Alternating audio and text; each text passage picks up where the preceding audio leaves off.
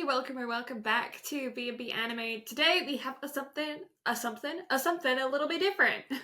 Yeah, we decided to be incredibly original YouTubers, and we are doing a tier list. This is the first time anything like this has ever been done. Ever. We are such originators of our craft. I never in a million years would have thought that we would come up with something so groundbreaking, so original, so absolutely big brain editing me, like zoom, like just make my brain huge.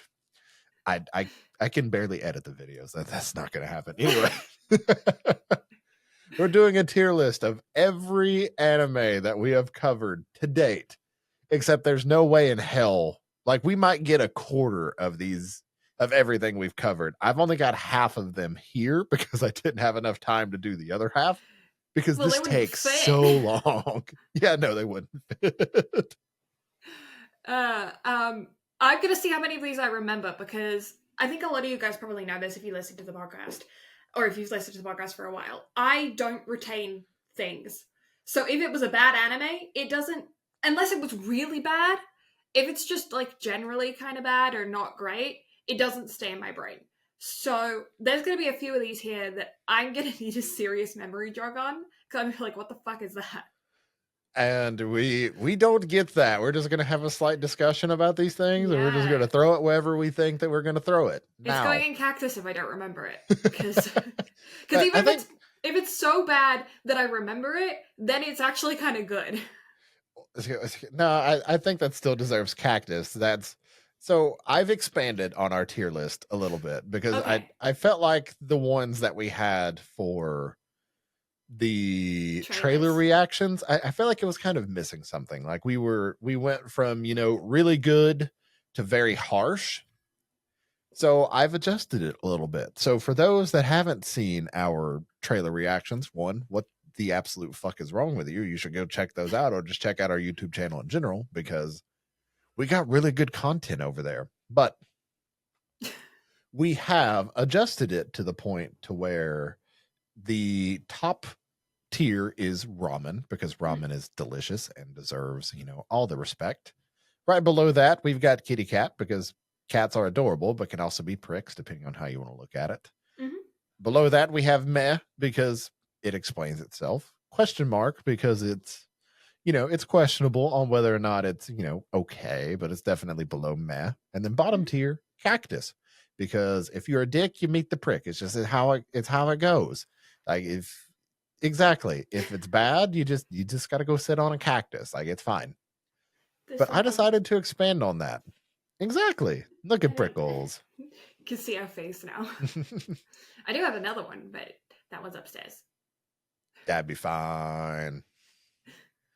But yes, so I decided to add an extra tier to this, because again, I felt like it was too quick. Again, we went from one extreme to another, rather than, there being like something that's, at least above meh, but isn't quite kitty cat. So therefore I decided to add good, because, if something's like a, 5.5, then, it kind of go in the good category. It's not great, but it's not, it's not meh either. So I just wanted like a good distinguishing point between them. So that's kind of where we, or that's what I landed with.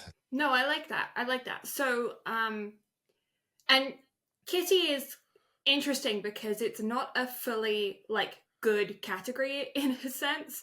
Like, the reason why we created it is for things that are good, but they have an edge of like kind of attacking you back, like cats do, like sometimes they can be assholes. So you're watching it and you're like, this is really good, but it's like not quite where you want it to be. And I feel like that's kind of the personality of cats. They're like, we love you until we really don't care about you for a second, and then we love you again. Yeah, and so I think it kind of fits for what we're doing, because obviously ramen is S tier. Like, if it is genre defining or just absolutely meaningful to us, then obviously it's top tier. And kitty cat's below that, because it's not perfect. Like, it's adorable and it's great, but it's not perfect. So therefore it kind of holds its own. for a category. And I think everything else kind of speaks for itself other than Cactus. Cactus is one of those, it's like we discussed. It can be so bad it's good, or it can be so bad it's fucking bad. Yeah. And then question mark is obviously just like, what the fuck's going on here? Yeah, it's just like, it's bad, but it's not Cactus bad. No, Cactus is for like next level shit. Yeah. Yeah, okay, let's jump into these then. Okay, so first up, it's something that is very near and dear to both of our hearts because it is the first actual anime that we've covered. We have Wise Man's Grandchild. Okay. Wise Man's Grandchild is one of those ones that I definitely remember, but it blends in with other isekai style animes that aren't amazing. It's like, it just kind of blends with all of the other isekais that kind of came out around the same time. It's fine. It is like it is fine to the fullest extent of what fine can be. Like, I don't consider it good. No. Like, it's very much meh. Like, it holds. Okay, so here's how I look at it. It holds significance because it's the first actual anime that you and I covered. So from a nostalgia purpose, like it definitely deserves its place, but it's not good. Like, I don't remember anything about it. I remember very clean animation, like polished, not necessarily it's particularly interesting, but very polished. Mm-hmm. I remember it was like a childhood in the forest then goes to the big city kind of anime, if I remember correctly. Mm-hmm. And it had a solid romance through it, I think. It did. Yeah. That's kind of it for where I remember it being. Other than that, I remember it being like very basic. Your kind of magic circle, school uniform, isekai genre anime. Yeah, that's it. Yeah. So I don't know about you, but I think meh is pretty much where it deserves to go. Yeah. Like, okay, I think it's watchable. I think if you like the isekai genre, it's definitely one that you should check out. But I don't think it's anything to like, oh my god, friends, you have to all watch this anime. Yeah, no, definitely not. Like, if somebody's an isekai nut, then I can kind of recommend it just to give them something different. But outside of that, no, it's just, it very much is just meh. Yeah. All right. Next up, I feel like deserves no introduction, but we have got ReZero, starting life in another world from zero. Speaking of isekais, yeah. ReZero is the kind of top tier isekai, serious isekai to date, in my opinion. It's like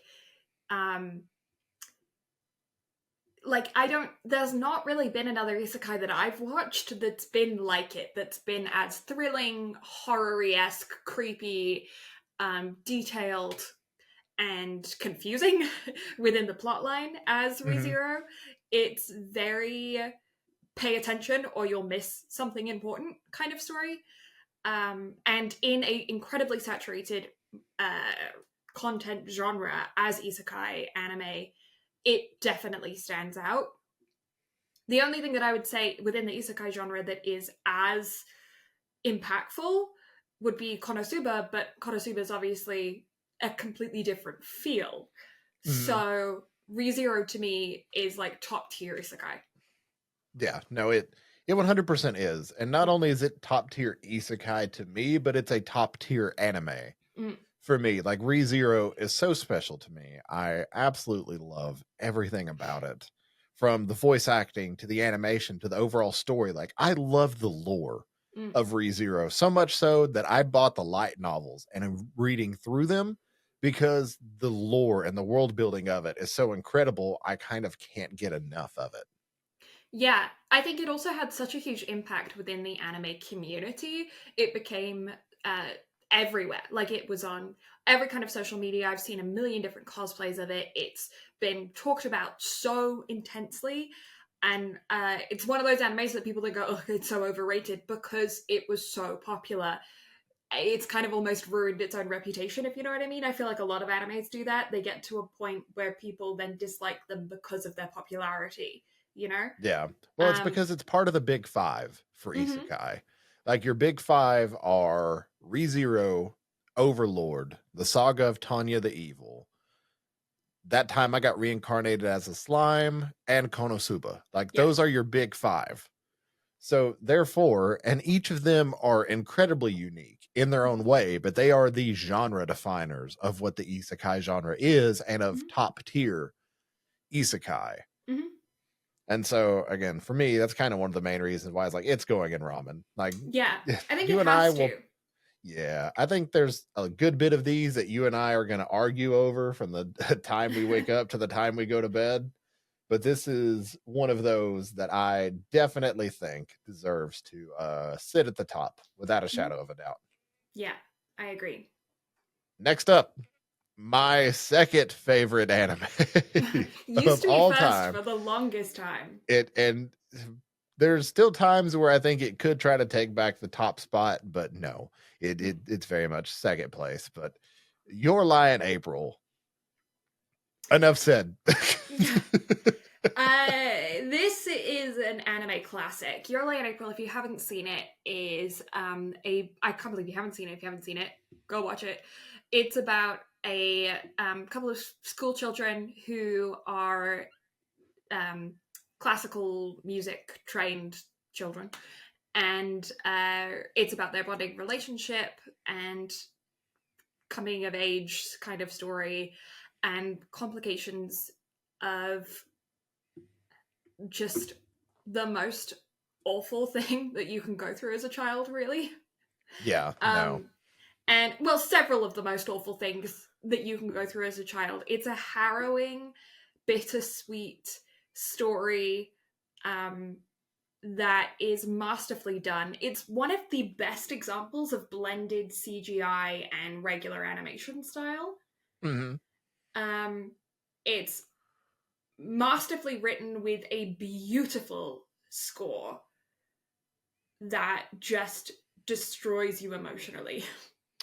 It really does. Like I have a lot of the piano pieces from this show on my Yeah. music playlist, and it still to this day haunts me. Like the final waltz from the last episode, anytime I hear it play, like I still get a little choked up Yeah. because it still hits that home. If I had to describe Your Lie in April in some way, shape, form, or fashion, and I you may disagree with me on this, especially being English, like I'm not sure, but I view Your Lie in April as Shakespearean because it's a beautiful tragedy in what's Mm. written. And so that's kind of like the best way I know how to put it. Yeah, it's definitely theatrical. I can't say I'm particularly well versed in Shakespeare, so yeah, I bad Englishman in that sense, but um I it is just one of those stories that you never forget once you watch it. And there's a testament to that in the sense that still to this day on social media, the anime is fairly old as far as animes go. Um, Still to this day on social media, you'll just be scrolling on Instagram and you'll see a fan edit of Your Lay in April. You'll see fan art and cosplaying of Your Lay in April every season. It's been years and it's still so impactful to people's lives. They still feel empowered enough to create art based on the story because it is just one of those moments where like you can never go back from that anime. After you've watched Your Lay in April, you will compare other anime to it forevermore. It is just so purposefully done and memorable. So I think it's a very clear ramen just for how much it's impacted the community alone, let alone the story and the animation and the voice acting and the score and everything else.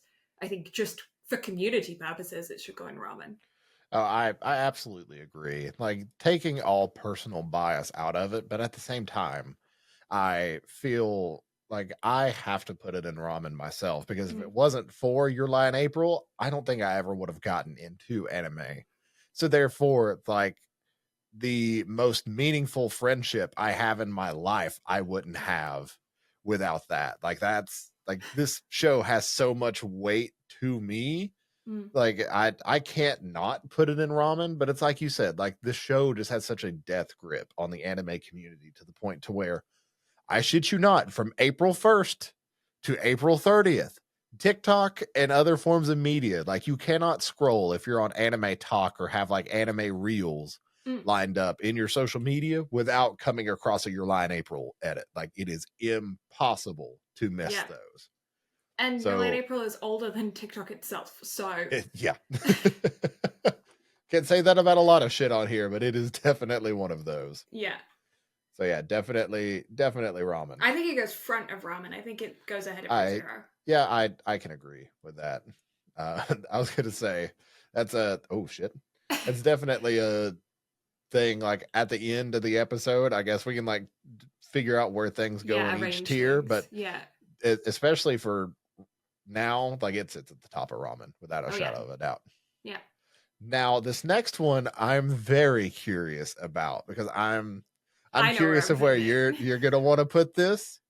So the daily lives of high school boys, and also technically I disagree on this one. Yeah. I think I knew you would, but it's my favorite. And I didn't make a separate thing for Are You Lost, so I'm just kind of lumping them both together because that's exactly what we did with the episode. Are You Lost too? I think holds up less so than the daily lives of high school boys. I agree. Daily Lives of High School Boys is my go-to GIF to send to people. There are so many GIFs from the Daily Lives of High School Boys that I use on the regular. My chat between me and my brother is just me sending the Daily Lives of High School Boys GIFs. Like it's, I love this show. It's so dumb. It's so stupid. It's if you haven't seen it, it's like sketches as opposed to a linear story. And it's just high school boys acting a fool. And sometimes high school girls also acting a fool. It's dumb. It's comedic. It's got that thing where like everything about it is completely relatable. Even though some of it is so specific to Japan and Japanese school culture and stuff. But like getting a stick and pretending to all of a sudden have a like sword fight and kill each other and stuff with your mates and stuff. Like there's so much about it that's just relatable content of being an idiot teenager, and I love it. It's so fun. I watch it all the time whenever I'm sad. It is just such a good, funny anime.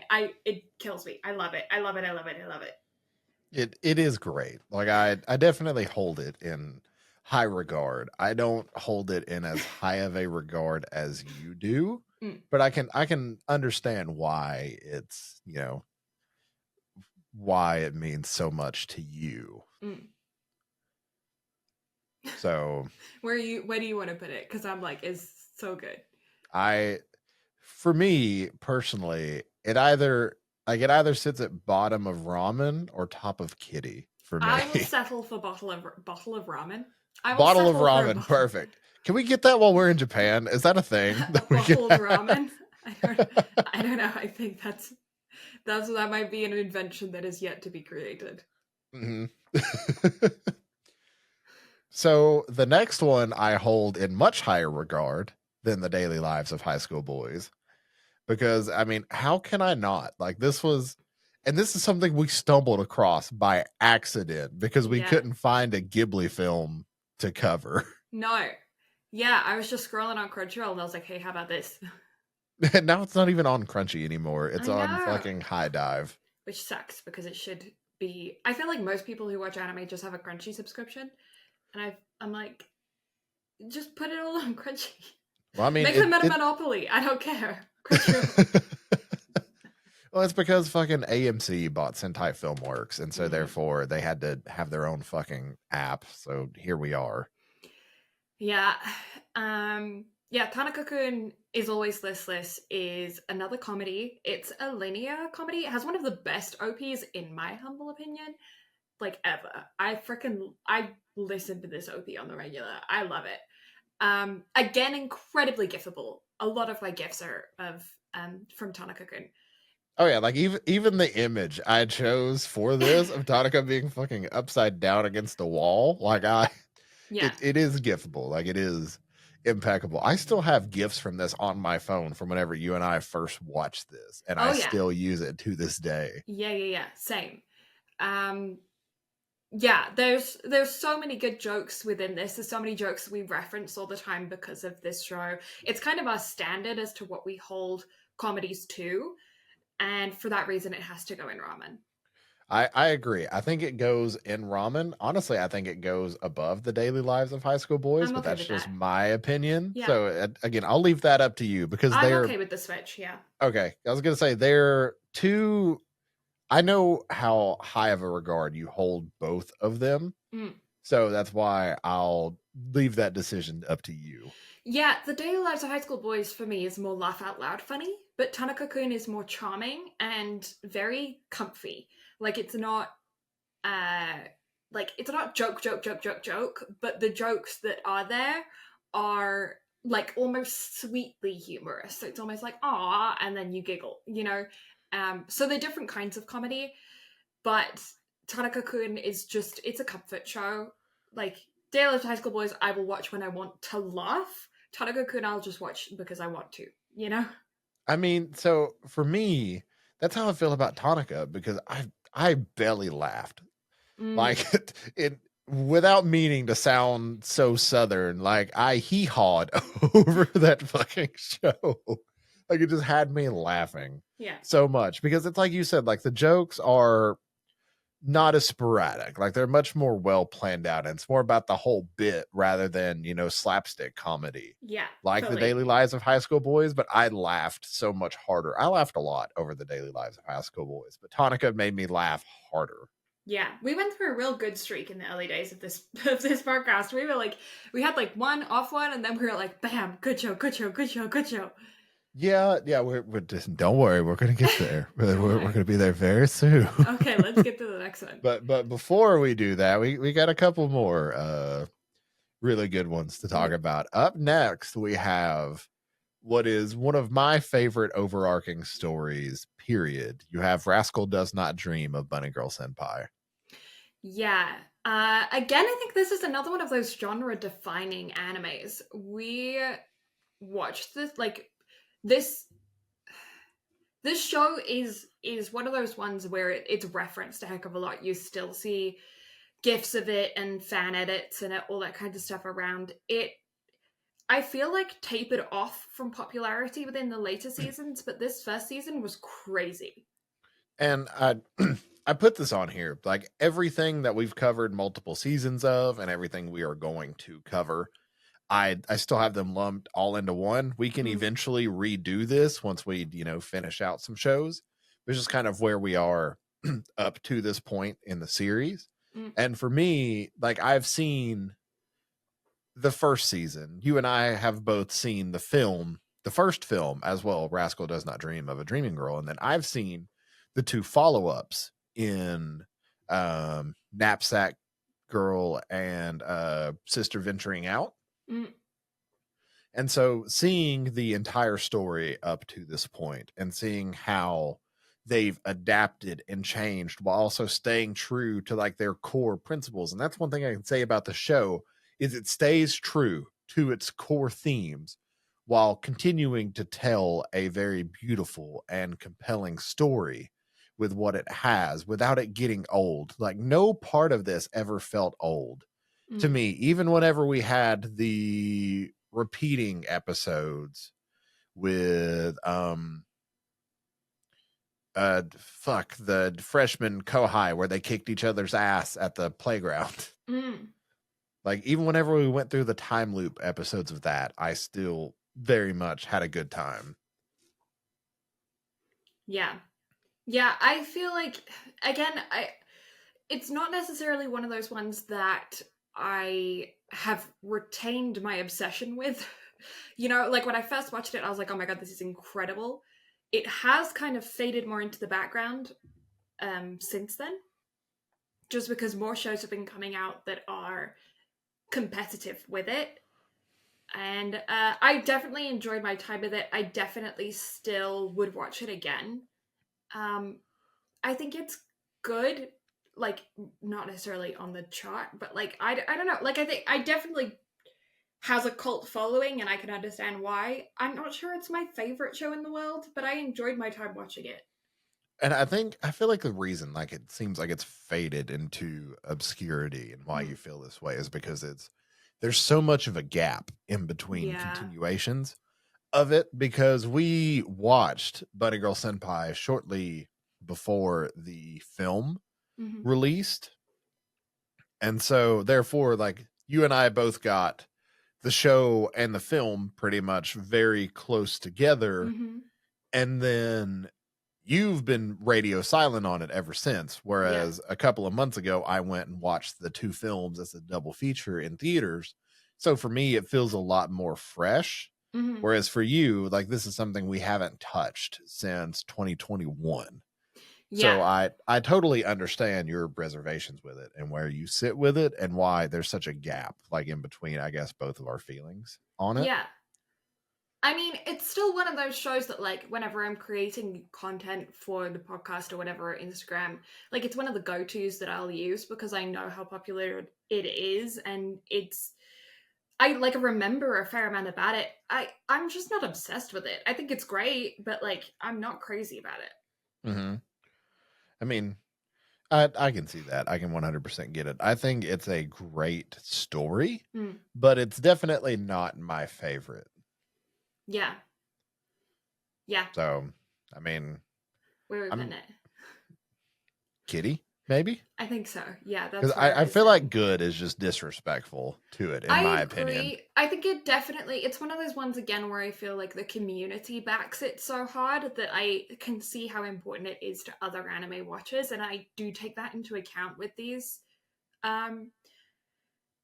It wasn't as impactful to me as other shows have been. So yeah. Yeah, no, I can 100% get behind that. So let me do this and that. All right. Up next, our first deep dive into the Ghibli world, something that we definitely got sidetracked on a few episodes in. Yeah. Kiki's Delivery Service. Yeah, I mean, in the sense of this is a Ghibli production, and Ghibli productions are always held to just like the best standard ever. They're just like, it's a Ghibli film. I enjoyed it. It's very comfortable. It's very cute. I like the witchy element of it. Is it my favorite Ghibli film? Probably not, but I definitely enjoy watching it. Yeah, no, I completely agree. It's Ghibli. It's one of Hayao Miyazaki's like wonderful master classes of animation. Like, it is absolutely incredible, but it definitely isn't. It for me isn't a top tier Ghibli film by any stretch of the imagination. Yeah, I think it's great. I would watch it again. I would recommend that everybody watch it. But if I had the entire collection of Ghibli films in front of me and I had to pick one to watch, it probably wouldn't be the one that I would pick. I agree. So I don't know about you, but I think this goes in Kitty. Agreed. Now, this one, this piece of shit right here, this one, Cactus. I've never hated an anime so much in my life. Yeah. And you made me sit through this because you said it was good. I still stand by that. It's good. It is not. It is not good. It is garbage. It cuts off abruptly. The ending is strange. But the anime itself is good. Again, if you put this, like, if this were legitimately like an ad for the 2020 Olympics and they marketed it as such, I would probably put it in meh, maybe even good, because it would definitely fall in that category of, actually being, designed to do what it's supposed to do. But the fact that it was just designed to be entertaining and be a sports anime about, diving. By the way, we're talking about dive, by the way, the biggest piece of shit that we've ever covered. Yeah, the biggest piece of shit that we've ever covered on this podcast. I hate it. Yeah, I know you do. I think it's fine. Okay, so Dive is probably a lesser known sports anime. It's about diving, as Brad said. Features this one kid who has the ability to, he's got like good eyes, so he can see the diving board when most people can't see it when they're diving, so he's able to like spot better. That's the premise of the show, and it's about them. They're high schoolers and they're trying to go to the Olympics. Very simple premise. Dive it's fine. The ending is very abrupt, where it ends. So my hypothesis is either this was a production to hype people up for the Tokyo Olympics, obviously pre-COVID, or funding got cut for some reason or another. They just was like, no, you're done. Because yeah, it ends very abruptly and then there's no second season. I think it's fine. Brad says Cactus Corner. I would put it in meh. So middle ground with a question mark. I was gonna say I will happily put this in question mark for your sake, but if you asked me to put it any higher, you and I were gonna have to throw hands. Yeah, like I get why you hate it so much, because the ending is just literally like, okay, you're done. Here's a quick like 3-second catch up, and then that's it. It's real weird, but like the actual main core of the show is just okay. Yeah, I mean that's pretty much it. It is just kind of okay. I can get behind that. So yeah, question mark. It'd be fine. Mm-hmm. Up next, one of the highest grossing anime films of all time, Makoto Shinkai's breakout film. Not that he didn't have, good films leading up to that, but this is again like his true breakout that kind of hit mainstream media all at once. Your Name. Yeah. I don't remember anything about it. Why am I not surprised? I don't remember a single thing. I watched it like 3 times for the podcast. I don't remember anything about it. And we watched this back whenever, like, we both took detailed notes back whenever our episodes were 3 hours long. Yeah. And you remember nothing about this? Not a thing. Genuinely, not one thing about it. Is there a volcano at some point? They're standing on the edge of it? If so, I remember that. I mean, it's a giant crater. It's not a volcano technically. That's it is like a meteor crater. That's the only visual I have in my brain of this. I do not remember it. It is genuinely one of the most stunning anime that I have ever seen. The score for it is absolutely phenomenal.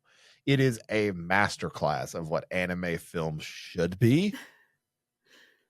The story wasn't memorable, though. The story was very memorable. Maybe not for you, but it still stands out as like one of my top anime films of all time. Fair enough. I don't know what you're talking about. Are we gonna have to compromise here? And put we might have to, because I don't even feel like I can rate it, because I do not know what I'm talking about. And I'm just here like it's got to go in ramen. It has to. It did not stay in my brain. It's gone. I don't know. I'm sure. It's Shinkai. So like I'm sure it is a very well animated production. Don't know. Fine. I'll put it in Kitty, but that's as low as I'm willing to put it. It goes at the very back of Kitty, and I would put it in question mark, because I genuinely am questioning what the heck it is. You know what? It's fine.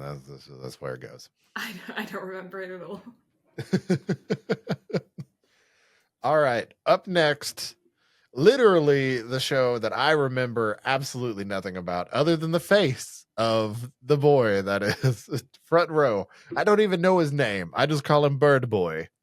But Big Wind Up, the second sports anime that we got into on this podcast that I enjoyed so much more. Yeah, Big Wind Up is a baseball anime, and it's about Bird Boy, as you say. I think his name starts with an M, but I don't remember. I don't know. I remember nothing about the show He other than the stupid faces he made. he wants to be a pitcher. He is a pitcher, and he's very like precious of his mound. And it's like a pitcher catcher baseball anime. Most baseball animes are that premise, but yeah, it's that same thing. It's incredibly hilariously animated, which is probably why you remember the faces, is because that is the main focus, really, is the facial expressions and the comedic element to it. It does have a layer of heartwarming story to it with some hurdles that the characters have to overcome. It's quite a comfy baseball anime. It's probably lesser known than other baseball animes. And it is also, like, I feel like baseball animes are the most saturated version of sports animes. So it has a lot of competition. Mm. I think it's good.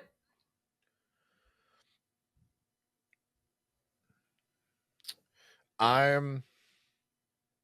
don't know. Like I'm very much in the meh Yeah. category of things because again, I remember fuck all about it other than the faces. Like I'm okay to put that's it top literally of all I meh. remember cuz I remember like a feeling of like, oh, okay, at least the story's decent. Like I remember nothing about the story. Mm. But I just remember like, at least having a good feeling about it. So if you want to put it in good, that's fine. It'd just be like either bottom of good or top of meh. I'm Because okay I to put think I it hold top it in of higher meh. regard than Wise Man's Grandchild, just because of like from a story perspective, not Mm-hmm. from a like what it means to us perspective, but from a story perspective. I definitely think it's higher. Yeah, it's definitely not my favorite sports anime, and I don't think it would be particularly anybody's favorite sports anime, but it's a good watch. And like Yeah, no, it's it is good. yeah, I think yeah, it's fine. All right. While we're on the topic of baseball, I figured I'd go ahead and drag this one up here too, just so we can go ahead and get it out of the way. You and I both had such high hopes Hmm. for this show. I wanted nothing but the best for it, and I don't know if it was COVID. I don't know what part of the production just kind of fell apart. I don't even know if it was intentional. Like what they did was what they had planned from the start, and they just didn't have like the ability or the budget to truly like deep dive into this. But Tamayomi, cactus. I agree. Uh, I hate to be that harsh because that was something that you and I were both so excited to watch because it looked so good. And also it's a show about girls playing baseball. Like it was gender bending. It was great. Like it was just something to just bring to the forefront that we thought could have been like high Q level mhm. of, like breaking the mold of what like intergender sports anime could be. And they fucked up that animation so bad. I agree. It the so if you haven't seen Tomoyomi, it's a, as Brad said, a girls' baseball anime, but about 3 or 4 episodes in, the animation completely deteriorates. They use a blend of regular animation style and then CGI, and the CG was unwatchable. Like it is so distracting that you cannot take the show seriously. You are only thinking about how awful the animation is. And it did come out during those early stages of COVID. So it's our theory that everyone got sent home. They didn't want to postpone production, so they were working from their computers at home, and this was the best they could do to pump it out. But it sucks because having a team sports anime around female characters is almost impossible to find. There's like one other about kendo that I can think of, but I don't even think kendo is a team sport, and I haven't seen all of that anime. So, but like this, you don't get them. So we were so stoked for some like girly sports time, and it just was really bad. I don't remember anything about the story because the only thing I can remember about it is that the animation just completely fell off. So yeah, it goes in Cactus, but not because I want it to, because it deserves it. Yeah, no, that's the thing. Like it does deserve it, and it pains me to put that there. Like out of a lot of stuff that, I may give you shit about having to like put dive and question mark over Cactus. Like it genuinely is one of those things. Like it hurts me to put this one here because you and I both had such high hopes for it, and it just deteriorated to the point that it did, and it hurt a lot. Yeah, and I mean I do take into account that maybe our expectations versus the reality of it does come into play with the Cactus thing, but also like it's bad. The animation is bad. Yeah. Yeah, so yeah, it sucks, but yeah. I feel really bad for the mangaka because, like, imagine like your manga gets picked up to be an anime, and then that's what they do to it. Like, it makes me feel guilty as a viewer. Yeah, no, and there's a couple more on this list that we'll get to eventually that are very much like that. And I'm gonna feel really bad talking about those because they deserve better, but they did not get better whatsoever. Yeah. What's next? All right. Next up, because I got tired of searching through these and like dragging them in some semblance of order based off of the spreadsheets. Instead, I'm just going to go with what's up next on the order list. And what we've got up next is My Dress Up Darling. Okay. So this is one of your favorites, I know, because you've started collecting the manga. Yeah, I absolutely have started collecting the manga because it's a wonderful story and it's very insightful. So for those that are unaware, My Dress Up Darling is a show centered around cosplay and the story of a boy who really enjoys making Hina dolls or like traditional style Japanese dolls, and a girl who loves cosplay. And so they kind of get like a kindred friendship of, she's the most popular girl in school and he's just this shy, unassuming guy. And they just kind of become friends because she finds out that he can sew and he makes her cosplay. But what the show turns into is, for one, it is a beautiful, like, budding romance that is we talk on here a lot about teenage romance and how it's always typically done very wrong and very unadult like because teenagers don't have full control over their emotions because their brains are still developing.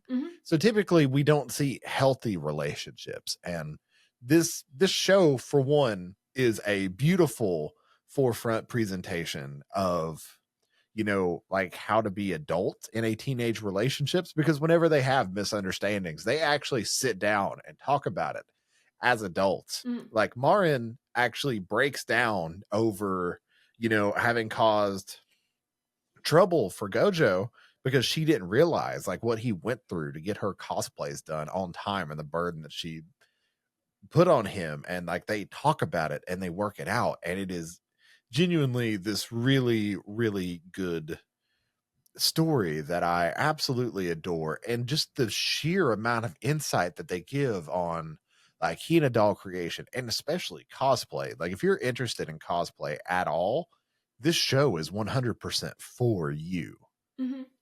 Yeah, I feel like it's a really good nod to the community that anime has had a huge part in. Obviously, cosplay isn't just about anime, like video games and other nerdy aspects get cosplayed all the time. I saw one cosplay of from Chitty Chitty Bang Bang the other day, so like anything can be cosplayed. But like anime is a huge part of cosplay, and so it's really nice to see an anime reference cosplay and the cosplay community, because I feel like those are like some real hardcore fans, you know? So it's good to kind of get that like nudge back. I also like that this show is a don't judge a book by its cover kind of show. Both of the characters have preconceived reputations and opinions of each other that are kind of thrown out the window very quickly. And it's nice to see that kind of relationship within an anime that is just kind of like fun and lighthearted for the most part. There are some aspects of the show that I remember being like a little adult for the age of the characters, but it was no more than any other anime that you would typically see, really. So yeah, no, it definitely like it's definitely not, you know, beyond what you would see from other anime by any means. But also it's actual real life shit though. Like teenagers watch shit that they're obviously not supposed to be watching, or playing things that they're obviously not supposed to be playing.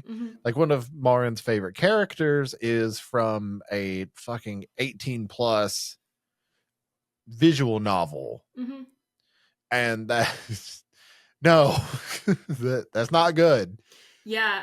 But I mean, I say that, but like I was playing Diablo when I was like 6. So Same. No, like one of my earliest memories is playing Metal Gear Solid as a fucking like 4 or 5 year old or whenever the fuck that came out. So I yeah. I am a hypocrite for that. And if I ever had kids, like fuck it, who knows what the fuck I would let them do. So again, like total hypocrite. Yeah. Talking about it from that perspective, but at the same time, like I don't know. Like it's one of those things I feel like I should note because it's not something I entirely agree with, but it's also like kids are exposed to shit that they shouldn't be exposed to. You know, it's a complicated feeling. My Dress Up Darling overall, though, I think it's a sweet romance. It feels like fine for the most part. Like it's not my genre, so I find it hard to be unbiased because it's like, you know, that this is not my favorite thing in the world. Yeah. But I like that they reference cosplay. I enjoyed my time watching it. I remember a good chunk of it. It's good. I will I tell you what, I'll make a deal with you because of what sits right next to it. Okay. I would like to either put this at the top of Kitty or the bottom of Ramen in exchange for you can choose wherever the next one goes. Deal. Perfect. And I'm actually okay with that. I would have put it in, somewhere in Kitty, I think, maybe. Or like, okay. Yeah. Like there's a part of me that it would go in good. Literally just because of that last scene post credits, that's what throws it into ramen for me. Right. I'm not going to spoil it because those that haven't seen it, you need to go watch it because it is an amazing show. But literally that last scene is what throws it into ramen for me. Yeah. But I'm willing to put it in top of Kitty because I know where you're going to want to go with the next one. Yeah, so Free. Free to me isn't my favorite sports anime, but Free started the insanity around sports animes. Like there were sports animes before Free. There was like Prince of Tennis that came out in the 90s. There was like, you know, Major that also came out in the 90s. Like there have been sports animes for time. But Free was the first sports anime that I saw body pillows being made of. You know, like this shit was next level. Like it created a cult following of teenage girls watching sport related content because cute boys. Like that's it.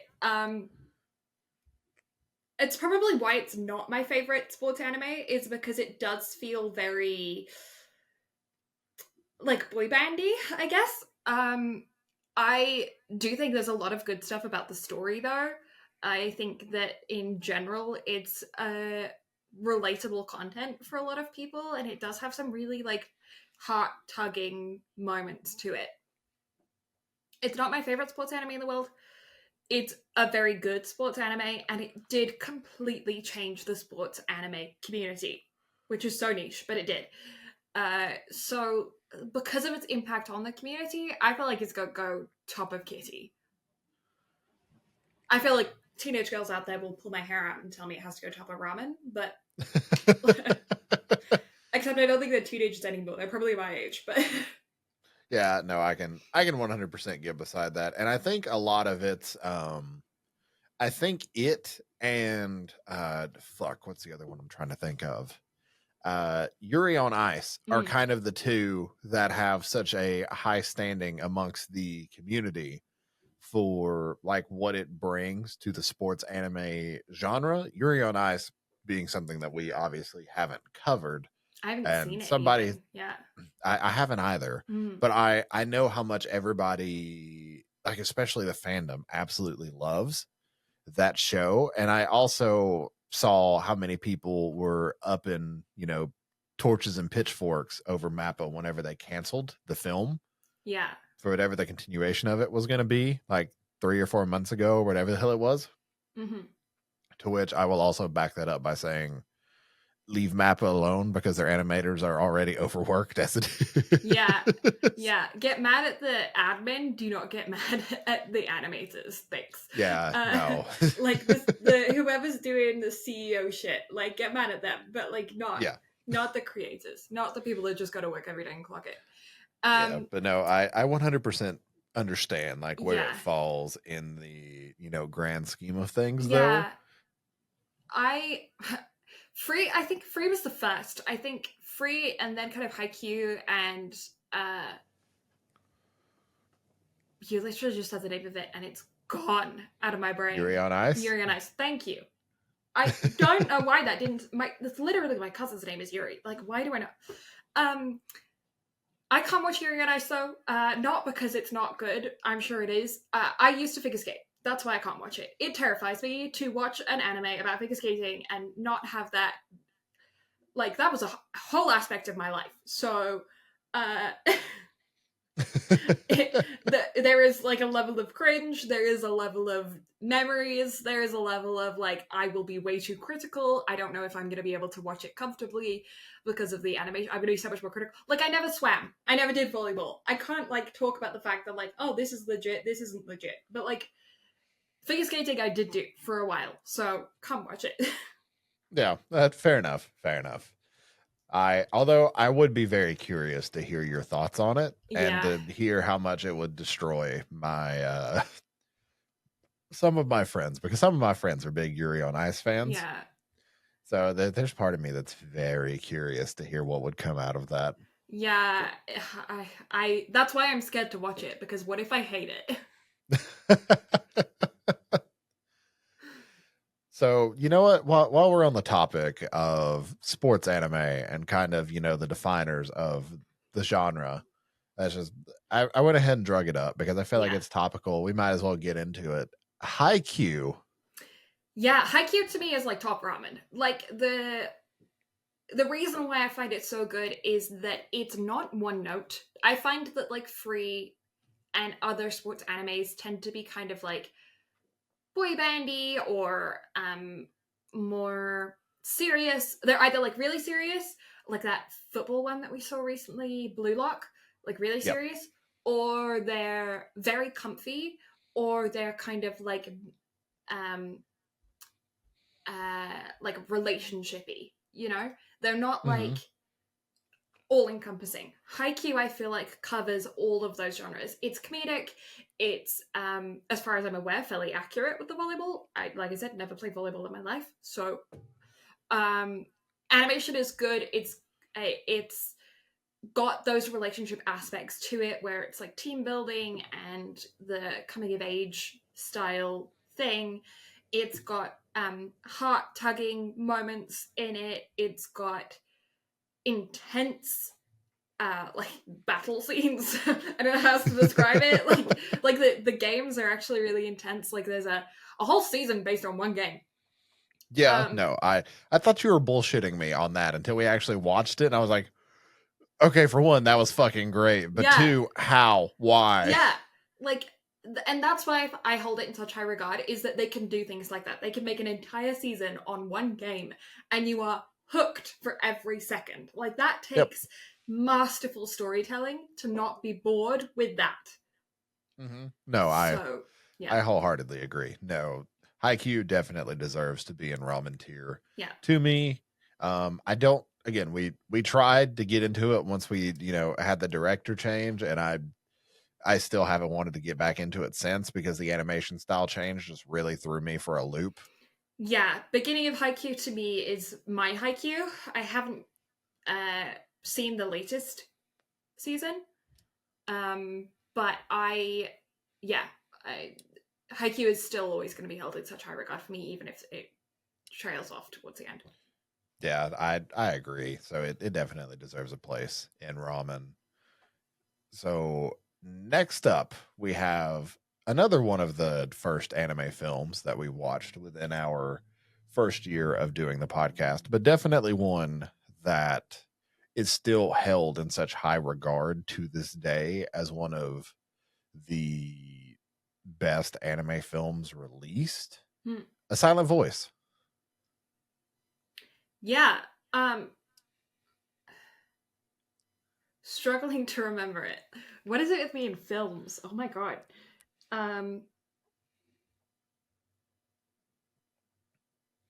You can do it. I believe in you. I have nothing on this one. It's okay. I have everything on this one. No, I don't remember it at all. So it's the film about kids being assholes to a deaf girl. No, that didn't jog anything. Nothing? Really? Nothing. No? Nothing. Wow.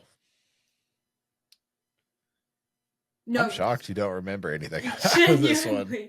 Genuinely, I'm trying. Genuinely nothing. Wow. I'm sorry, I don't remember it at all. When did we watch this? Like 3 years ago? Let's see here. I think it was year one, if I'm not mistaken. Let me see here. I'm gonna Google it. I'm not on my computer. I'm gonna look on my phone. Like, we definitely watched it within the first 2 years.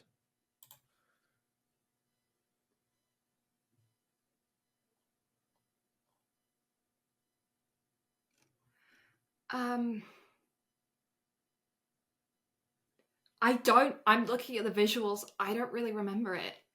I'm getting bits and pieces of it, but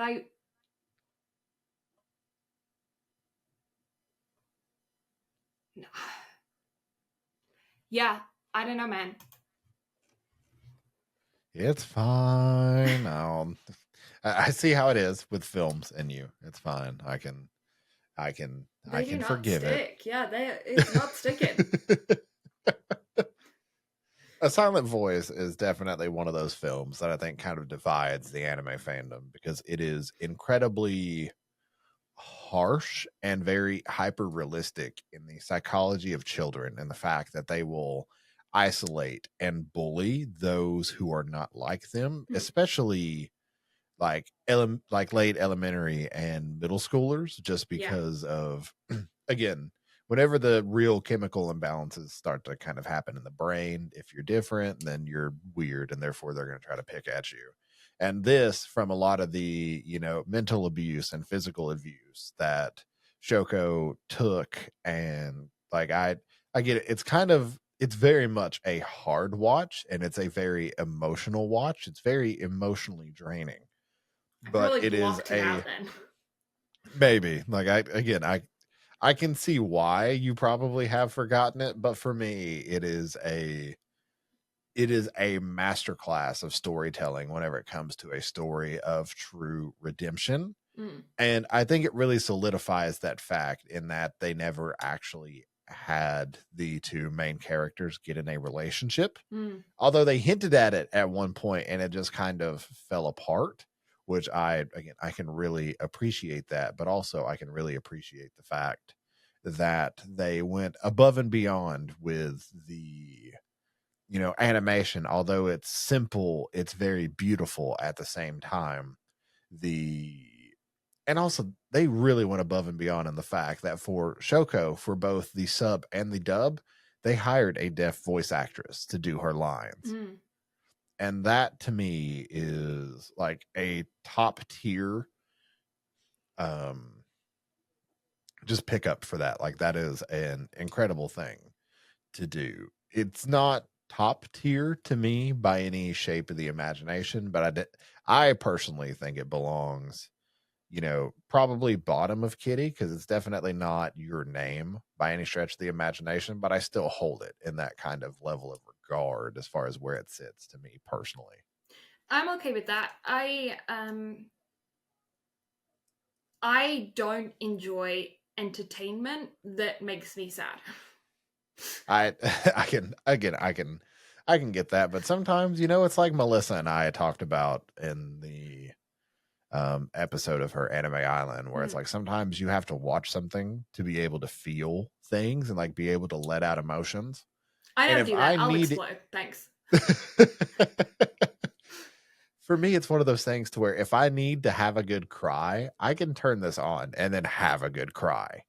Yeah. This episodes 19 and 23 of Your Lie in April, I Want to Eat Your Pancreas. Those are things that I know I can throw on and get out my emotions really quick. Yeah, I'm a regular crier. Like I don't cry in media so much, but I will cry because of a cute puppy in real life. Like I don't need that as an aspect of my life. It's not something that like I totally get what you're saying is to like to allow yourself to feel things. I feel things all the time anyway. Like I feel things. So it's not I go to entertainment to not feel things or to feel things that make me feel better because I tend to feel like not great more than that's not true. That's an exaggeration. But like I am an anxious person. I live my life with anxiety all the time. So media for me is a way to not feel that. So watching things that make me sad or make me upset or make me face the harsh realities of the world, I don't need that. I'm with them in real life all the time.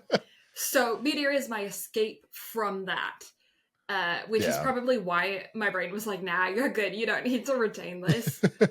But I can see how it's very comforting to people. I can see how, like, if you experienced severe childhood bullying, it can be like therapy to like work through your own shit. By watching this, I can see how important it could be to a lot of people. And I will always take some disability representation in media. I think it's not done anywhere near enough. And we are two people that do have chronic pain. So, like, we will take it anywhere we can get some representation. So, yeah, absolutely. And I'm very much on like a different version of that spectrum. Like I do deal with anxiety as well, but with my depression, I feel like my depression kind of makes me numb to, I guess, like true sadness. Right. Because I guess that's kind of like what I live in, I guess, in a way. Just mentally, that's kind of where I'm like constantly at a lot of the time. But I don't have the ability to like, I guess, like try to get that emotional weight and stress out. Because although like I do feel that and I feel that numbness, like I just need something to help kind of like help me alleviate it in a way. So this kind of does hit that niche. Yeah. In some way, shape, form, or fashion. That makes sense. Yeah. I'm fine with it being in Kitty, even though I don't remember it. I do definitely think that we had a better like deaf representation story in A Sign of Affection, but we'll get to that at some point whenever we do another one of these. Yeah, I mean, different. I like I said, I don't remember that show, but A Sign of a Sign of Affection is very adult, which is what I really appreciate about it, because it's like talking about like struggles getting a job with a disability and that kind of thing that are just cool that they addressed it. Yeah, no, I 100% get that. And so I've kind of pulled up 4 more because I figure that's what we can, make enough time for before we need to call this, because We're it is it's taking as long as I thought it would to get through this. Because we cannot shut up. No, we cannot, but that's fine. That's why people listen to this. They listen to this for us and not the actual bantering. But we have stayed on topic for this for once, so I'm proud of us. Look at us go. So next up, one of the biggest, I can't even say sleeper hits, but it's one of those shows that kind of went from, being in relative obscurity to taking anime of the year the first year that it aired, and it wasn't even finished airing whenever that happened. Jujutsu Kaisen. Mm-hmm. Yeah, Jujutsu Kaisen is just everywhere. You cannot escape it. I feel like in the action demon genre at the time that Jujutsu Kaisen came out, we were kind of bored. Yeah, no, I mean, other than Demon Slayer, and this and Demon Slayer are like two very different ends of the spectrum. Like, even though Demon Slayer has the ability to be emotional, like, it's not gritty. This show is fucking gritty from the get-go. Yeah. They both Demon Slayer and Jujutsu Kaisen have a comedic element to them, but Jujutsu Kaisen leaves you more on the edge of your seat. Demon Slayer, there's a level of comfort within the battle scenes, because if they kill somebody off, it's a big deal. Jujutsu Kaisen, They are not afraid to kill somebody off. They will just, goodbye to everybody. Pretty much, yeah. So, nobody is safe. Demon Slayer, you have a level of, some characters are safe. So, they are different in that sense. Jujutsu Kaisen feels more adult, which is weird to say because they both are rated. But yeah, Jujutsu Kaisen feels more adult. No, I wholeheartedly agree. And it definitely should be, because a lot of the stories and themes that they deal with, is absolutely should be, rated R or beyond, 18 plus. Whereas Demon Slayer, I feel like Demon Slayer could be PG-13. Because it's not that bad. No, there are some. Yeah, I can see why it's rated R, but they are also comparably different in the time period that they take place in. True. So that is another good contrast that I think helped Jujutsu Kaisen stand out from Demon Slayer. But like I said, the genre at the time was kind of like Demon Slayer was monopolizing it, and there was nothing else out there that was really holding up to the same standard. Now that kind of demon curse, goblin, ghost ghoul style show has become quite saturated, but at the time when this came out, there was nothing that hit the same. Yeah, no, definitely not. And nothing really still hits the same. Agreed. To this. Jujutsu Kaisen kind of sits at the top of the new gen of shonen by all means, and I can see why, and it's only going to continue doing that moving forward as well with the upcoming arcs all the way through what we've seen.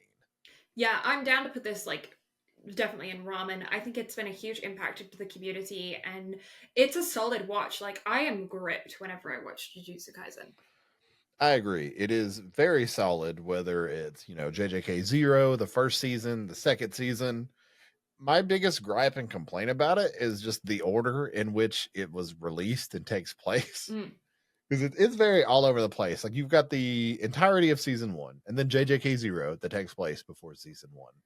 And then you've got season 2, where the first 5 episodes take place before JJK 0. And then the rest of season 2 takes place after season 1, and it just kind of jumps all over the place. But other than that, fantastic storytelling, great animation, shitty studio, and shitty work environments. But that's a whole other story for a whole other time. Yeah. I feel bad for the workers, but the product is great. Yeah, the product is amazing. Up next, just ramen. Keijo goes and fucking ramen. Yeah, it does. It just does. So Keijo is sports anime featuring butts and boobs. That's it. It is the dumbest. Okay, if you are under the age of 18, shut your ears. Because Keijo is not for you.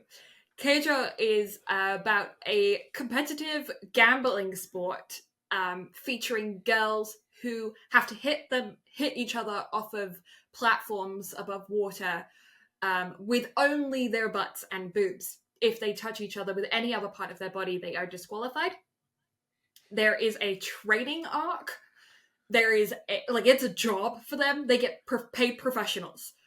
It is like teeny tiny, eeny weeny yellow polka dot bikini the whole time. It is hilarious. It is so funny. Is it completely over sexualizing women? Yeah, duh. Does it do it to the point where it's making fun of itself? Absolutely. Would I show this to all of my girlfriends and we would get a kick out of it? Absolutely. This is hilarious. In fact, this is like one of the first animes that you recommended to my stream. I will tell everybody to watch Keijo. I don't care if you've never seen an anime in your life. Watch Keijo. Like, I'm throwing you in at the deep end with this one, and it's funny. Like, I physically remember streaming Baldur's Gate, and this was like sometime like shortly after you and I like got acquainted and became friends. You were in there chatting and you're telling people like, oh my god, you gotta watch Keijo. Like, don't ask questions, you just gotta watch Keijo. It's like you're gonna see the OP and you're gonna freak, but keep watching. I promise you it's worth it. God, I remember watching the trailer for this, for our trailer reactions, and just fucking losing my shit. It's so fucking good. It's so, and it's ridiculous. You cannot go into it trying to take it seriously because you can't. But do I get actually hyped up for the events? Yes. Why? I don't know. I'm like, this is a sick sports anime. Why am I feeling actually competitive? I don't know. Yeah, no, like it's shonen worthy without a shadow of a doubt. Like, it 100% falls into that category, and well deservedly so falls into that category. But oh my goodness, it is something else. It's stupid, but it's my favorite. And yeah, I think it's ramen for sure. Yeah, it absolutely deserves to be. It is a, you know what? I should have made an extra tier and just put 69 on it, because this was our 69th episode. It's literally the dumbest show. And it's a fun time. It's just fun. It's great. If you want something that you can shut your brain off and just watch for shits and giggles, like, this is it. Yeah. It's so, just turn your brain off and just veg out over it, and you'll get a good laugh while you're doing it, because it's fucking ridiculous. And it's one of those things that will only work ever in animation. It's one of those shows that if anime didn't do it, it wouldn't exist. And I love that. Yeah, no, you know what? I would challenge a live action studio to try to do this, because oh my god, just the pure amount of ridiculousness in this. If they did that, you know what I would want? I would want male actors wearing female prosthesis. That's what I would want, because it's that level of ridiculous that it has to be that level of ridiculous in live action. And I don't think you could do that with actual women. I don't think they'll make it stupid enough. You know what? You do make a valid point there. Honestly, I just figured they would CGI it. Like, I think that's what most of it would end up being. It's just a lot of fucking CGI. Also, ouch. If you did this in real life, those girls would be in pain. Yeah, no, they would legitimately be in a lot of pain. But also, there's so many of those things that they just couldn't legitimately pull off. Like one of the memes you made. Where she's holding on to that chick's tights, literally by her ass cheeks. Yeah, her bikini bottoms are being held on with her crack. It's funny.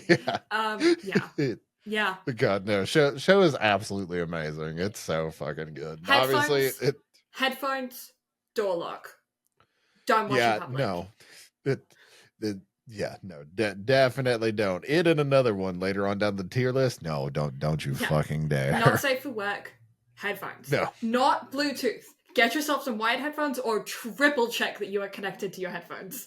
Yep. No, wholeheartedly agree. All right. Up next, what was your music anime to bring to the table after Your Lie in April? Because I brought forth my favorite, and then you brought forth yours. Kids on a Slope. Yeah, for the longest time, this was my top anime. I don't know if it still holds up there. So Kids on the Slope is a jazz anime featuring around shortly after the Second World War in Japan, where there is a half American student and then a couple younger Japanese students who are connected through jazz. It's a like almost it's so out of the regular time periods of anime that it feels strange to watch it. Because anime is usually like Edo Japan or like very modern or future, you know? Like it's not, you don't normally get like the 40s, you know? Like it's different from that aspect. I still think it's a really good watch, and I still think you should watch it. If you like jazz, you should definitely check it out.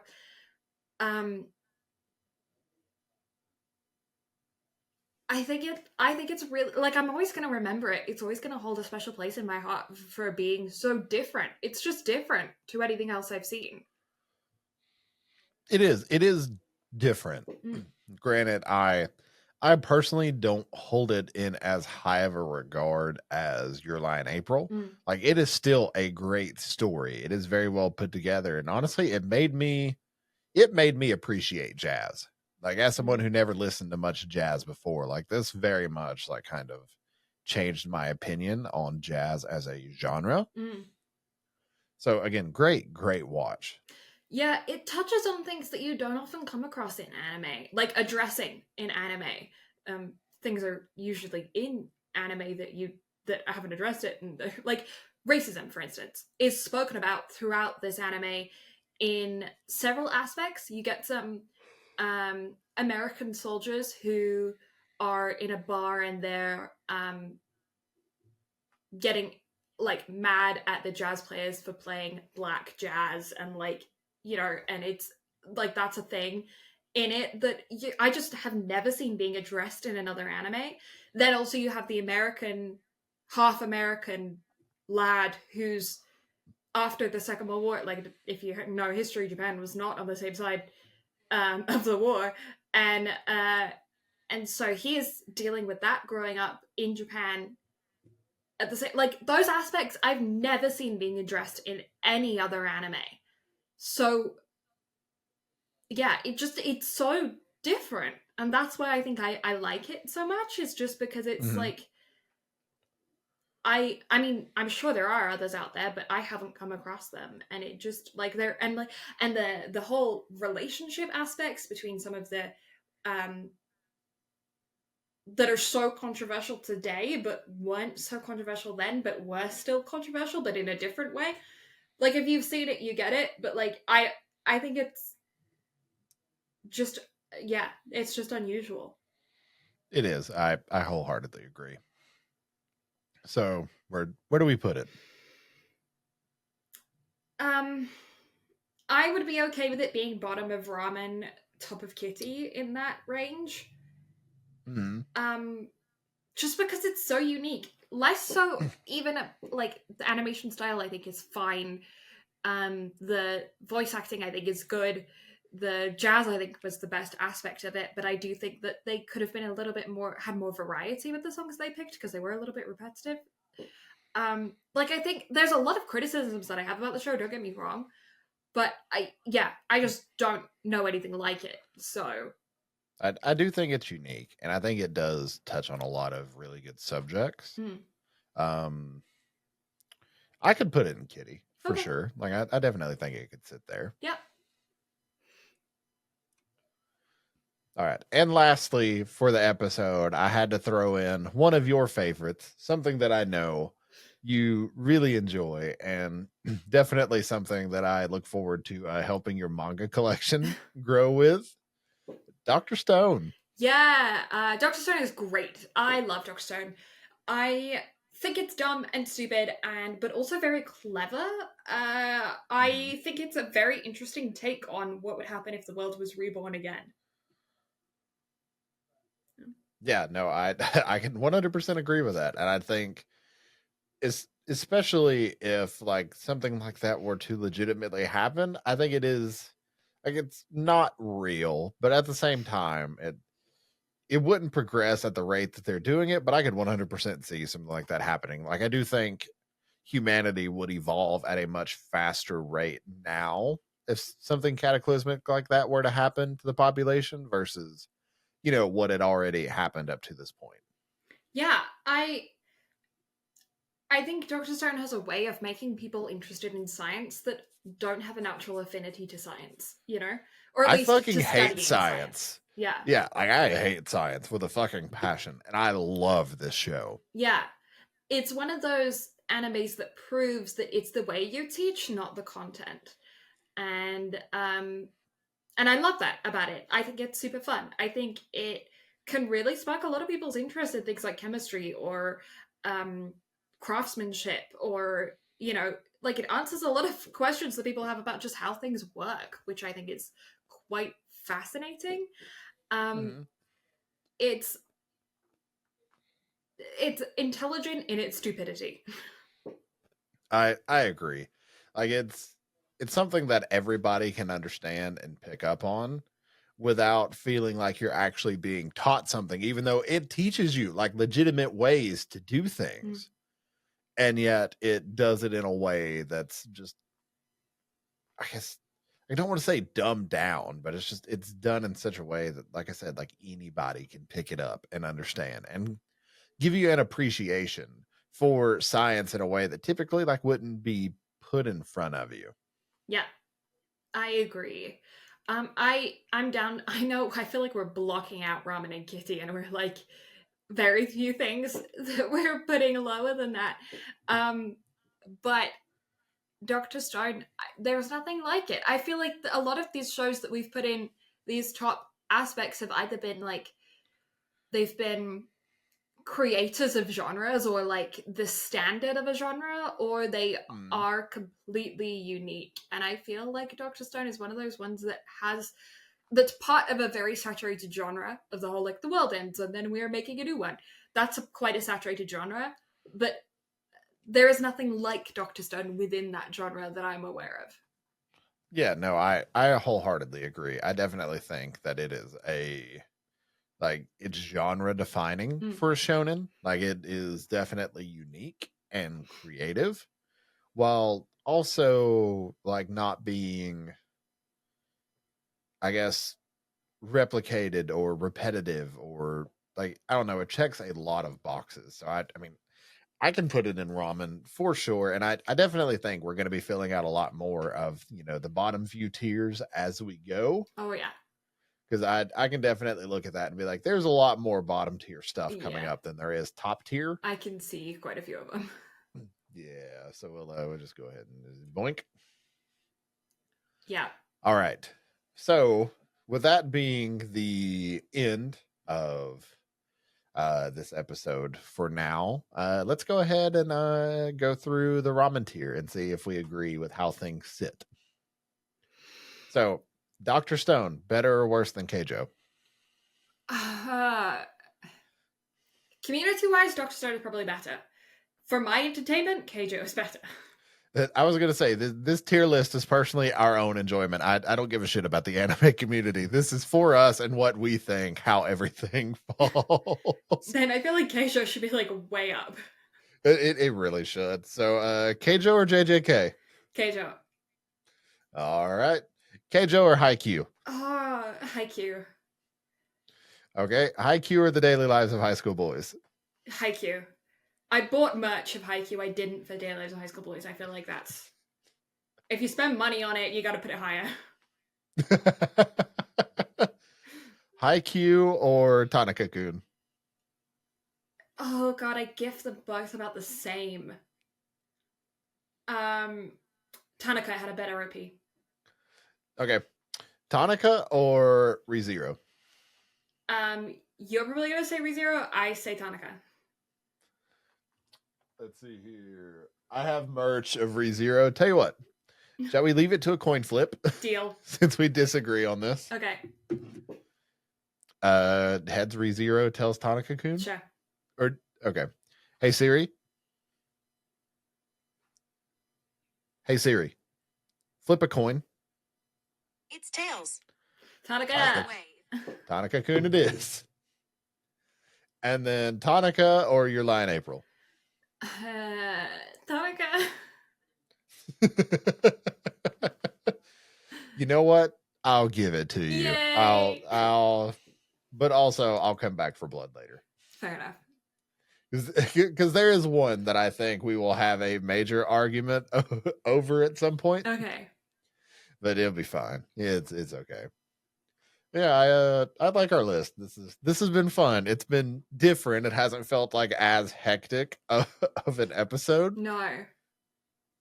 But also we've got to like be nostalgic for a little bit and talk about, shit that we've covered and kind of how we feel about it now. For most of this years later. Yeah, I'm gonna be really interested to see how we get into some of these later ones, because there are some in there that I'm like, So yeah, there's a few of these and I'm like, God, a lot of these are gonna go in question mark because I kind of don't care. Yeah, that's a big thing as well. It's just like I remember it, but it didn't impact me. I'm like, Yeah, no, there are a lot of these, so I'm looking forward to doing some more of this later on down the road. Yeah, part 2 down the road, so you can look forward to that. Next week, shall we do something different? Sure.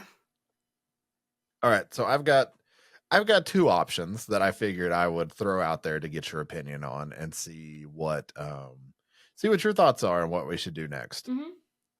So during our sabbatical, because we didn't record last week, so I started creating this tier list in the meantime to try to get it ready.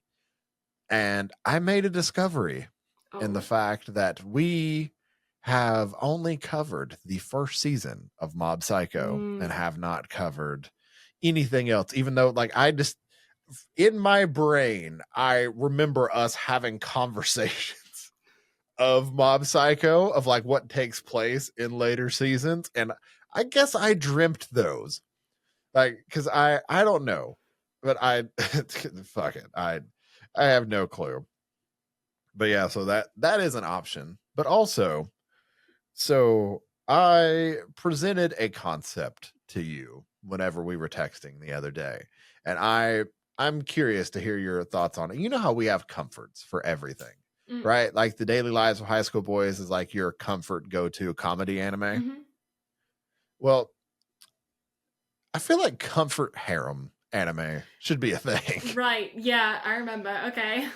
Yeah, because I've been in like a weird anime mood here lately to where it's like I watch my couple of weeklies that are currently airing right now, but I've dropped a lot of them because I kind of just want to cover them for the podcast and just kind of let it be like a more natural reaction for that. But obviously I have to fucking watch Konosuba every single week because it's fucking great and I'm laughing my ass off every week. But one of the first anime that I watched whenever I got back into anime and I was like kind of branching out on my own and finding like all the random niche shit that I can, start erasing niche shit off of my list of things to not watch in the future. And I stumbled across my very first harem anime in a little show called Date Alive that somehow, some way, is still currently airing and is getting its 5th season in July. That I kind of dropped halfway through season 3 because I think that was around whenever we were just starting the podcast, and I didn't know just how weird of a concept I could bring forth to this podcast.